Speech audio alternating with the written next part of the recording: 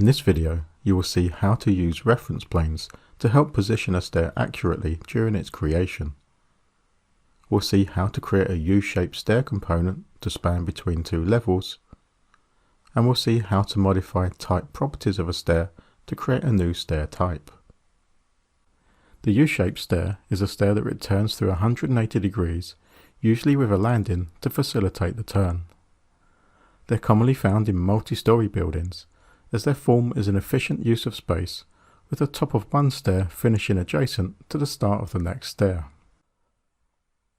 I have the exercise file, U-shaped stairs, open. And looking at the rear stairs 3D view, we can see the area where we will create the stairs. We'll start by creating a U-shaped stair between levels 1 and 2, and then we'll create a new stair type to suit this location within the building. To create the stairs, we'll first open the Level 1 rear stairs floor plan view from the project browser. And before we actually create the stairs, we'll place some reference planes in to act as a guide to accurately position the stairs. So first, from the Architecture ribbon tab, on the Work Plane panel, we'll click on the Reference Plane tool. Then we can just sketch across horizontally just above the doors here to create the first work plane. And then we'll create two more vertical work planes in the center of the stairwell. So we'll place the first one down here and then edit the temporary dimension here to be 4 feet. And now we'll sketch the second one in to the left of this one. And we'll edit this temporary dimension here, but we need this to be from the work plane that we've just created. So using the N control here, we'll drag this across so it snaps to the reference plane here. And now we can edit this temporary dimension to be 2 feet. So now that we've got those placed, I'll click Modify to finish placing reference planes. And to locate the horizontal reference plane in the correct location, we'll use the Aligned Dimension tool. So from the Annotation ribbon tab, on the Dimensions panel here, we'll choose the Align Dimension button. Looking at the options bar here, we have all faces set as the preference. So we can first click on the internal face of the back wall here, and then the reference plane for the second witness line here. Now we'll just click to the left side to place this dimension. I'll choose Modify to finish placing dimensions, and then select the reference plane. And now we can see that the dimension is editable here, so we'll click on the dimension value and we'll change this to be 13 foot 6. And this will locate the lower reference plane in the correct location. So now to create the stairs, we'll go to the Architecture ribbon tab, and from the Circulation panel, we'll click on the Stair tool. Now looking at the Properties palette here, you can see we have the Cast in Place monolithic stair. And looking at constraints, we have level 1 as the base level, level 2 as the top level, and that gives us a desired stair height of 10 feet. The desired number of rises is 18, and this is calculated by the type properties. So we'll click Edit Type, and we can see here the maximum riser height is set to 7 inches, and this is used along with the desired stair height of 10 feet to calculate the 18 risers. We'll not make any changes, so we'll click Cancel to close this box. And now looking at the options bar, we can see we have the automatic landing option enabled. The actual run width is 3 feet, so let's change this to 4 feet. Now the location line is currently run center, and we need to change this to be run right. Looking at the Create Stair ribbon, we can see we have the run tool set, and it's set to be a straight run. So let's go into the view here, and we'll start sketching at the bottom of the stairs. So we'll click on the intersection of the lower reference plane and the left-hand vertical one here. And now as we move our mouse vertically up the screen, we can see we have the text at the bottom here telling us how many risers we've created and how many remain. And once it says we have 9 created and 9 remaining, we'll click to set that run.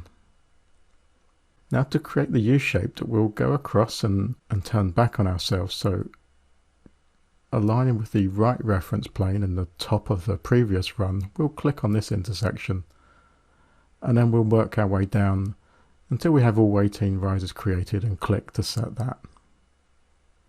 So we can see the landing that's been created with the automatic landing option. We need to extend this back to the rear wall, so using the shape handle here, we'll drag this back so that it snaps to the rear wall. And now using the middle shape handle here on the opposite side, we'll drag this back until we have a 4 foot width. And that will give us room to transition from the runs to the landing. So now that the stairs are complete, we'll click Finish Edit Mode to create those stairs. And we'll swap back to the rear stairs 3D view. And we can see now that we've got those stairs created and they're spanning between level 1 and level 2. Zooming in a little closer, we can see that they're just of a concrete finish and we'd like to add a wood tread onto there. We'd also like to make them a bit thicker, so with them selected, we'll go to the Properties palette and click Edit Type. And then we'll duplicate these to make a new stair type. So we'll click Duplicate and then we'll name these Wood Tread Mono Stair, and then we'll click OK to save that new stair type. So now we can see we have the calculation rules panel. We don't need to make any changes here. And in the construction panel, we see we have the run type and landing type. And these are actually nested families. So if I click on the 3/4 inch nose in here, you see we get the ellipses button. And if I click on this, this will open up the type properties of the 3/4 inch nose in family. I'll move this box across slightly so it becomes more obvious that we're editing a separate family.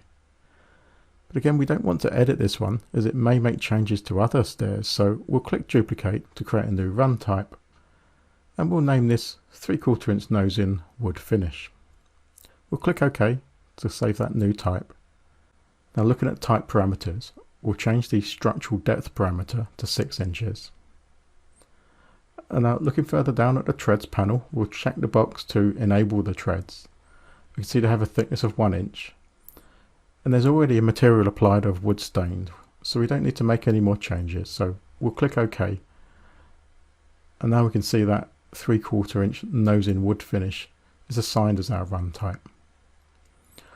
We'll change the landing type too, so we'll click on the 7 inch landing. And then from the ellipses button that appears, we'll click to open up the type properties of this. However, we already have the correct 10 inch thickness landing created, so from the type list at the top here, we'll click on the drop down and pick 10 inch thickness. And we can see this has a monolithic thickness of 10 inches, so we'll click OK to assign this onto our stairs. And now we'll click OK once more to save our new stair type. And looking in the view here, we can see that we have our new stair type with its thicker structure and the wooden finish on the treads. And that completes making the U-shaped stairs.